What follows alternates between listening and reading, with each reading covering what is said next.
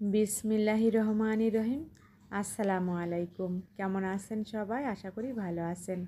আবারও একটা নতুন রেসিপি নিয়ে চলে এসেছি আপনাদের মাঝে। আজ আমি শেয়ার করব শীতের ভাপা পিঠা। এখানে আমি 1 কেজি পরিমাণ চাউলের গুঁড়া নিয়েছি, দিয়ে দিলাম স্বাদ মতো লবণ। আর এখানে আমি অর্ধেকটা নিয়েছি আতপ চাউল আর অর্ধেকটা সিদ্ধ চাউল, ভাতের চাউলের গুঁড়া দিয়ে পিঠাটা করলে খুবই সুন্দর নরম হয় এবং অনেক সুন্দর সফট হয়। এখানে আমি কিছু খেজুর গুড় জাল করে রস করে নিয়েছি। কেউ চাইলে এখানে শুধু পানি দিয়েও মাখানো যায়, শুধু লবণ অ্যাড করেছি।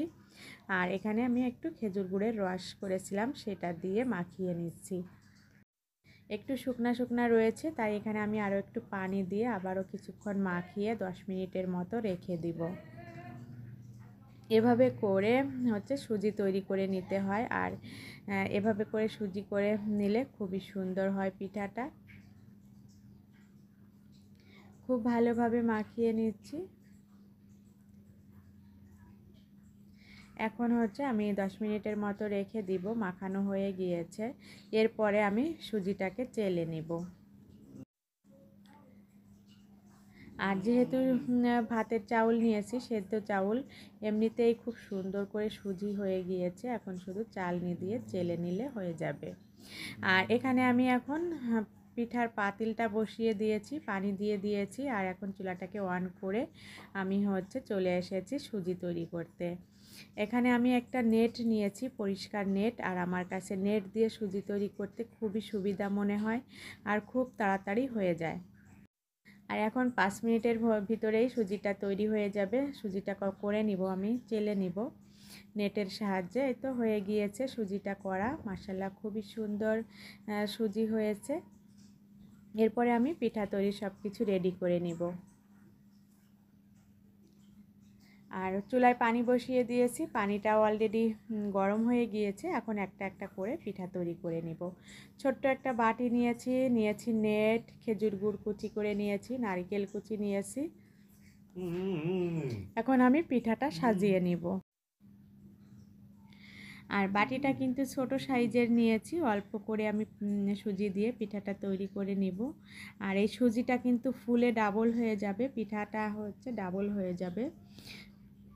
প্রথমে আমি সুজি দিয়ে দিলাম, এখন কিছু গুড় কুচি দিয়ে দিচ্ছি, খেজুরের গুড়। আর ভাপা পিঠাটা সব থেকে বেশি ভালো লাগে খেজুরের গুড়ের, আর নারিকেল দিলে। এখন আমি নারিকেল দিয়ে দিব। যেহেতু আমি খেজুর গুড়ের রসটা দিয়ে সুজিটা করেছি, এটাও একটু মিষ্টি হবে, আর এজন্য আমি গুড়ের পরিমাণটা একটু কম পরিমাণে দিব। আর খেজুর গুড় দেওয়াতে কালারটা খুব সুন্দর এসেছে, মিষ্টি মিষ্টি একটা কালার এসেছে। এভাবে করে আলতো হাতে আমি পিঠাটাকে সাজিয়ে নিচ্ছি।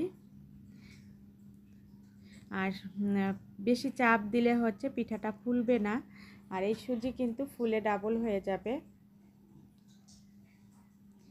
আর এখানে আমি একটা সাদা নেট নিয়েছি, পরিষ্কার নেট। এভাবে করে এখন খুব সুন্দরভাবে শক্ত করে বাটিটাকে এভাবে করে পেঁচিয়ে চুলার উপরে পাতিলের উপরে বসিয়ে দিব।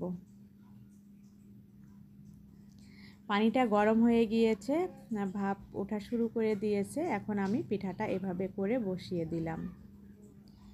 আলতো হাতে বাটিটাকে তুলে নিয়ে এভাবে করে ঢেকে এখন আমি ঢাকনাটা দিয়ে আরও একটা পিঠা তৈরি করতে চলে যাব। আরও একটা পিঠা তৈরি করতে যতক্ষণ সময় লাগে 1 থেকে 1.5 মিনিটের ভিতরেই পিঠাটা সিদ্ধ হয়ে যাবে। চলে এসেছি, এখন পিঠাটা সিদ্ধ হয়ে গিয়েছে। মাশাআল্লাহ, খুবই সুন্দরভাবে পিঠাটা সিদ্ধ হয়ে গিয়েছে আর ফুলে ডাবল হয়ে গিয়েছে। এখন আমি পিঠাটাকে নামিয়ে নিয়েছি,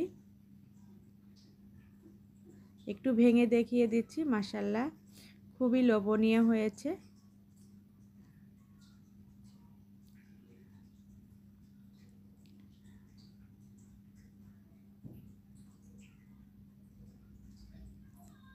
এখন কেটে দেখিয়ে দিচ্ছি ভিতরটা কেমন হয়েছে।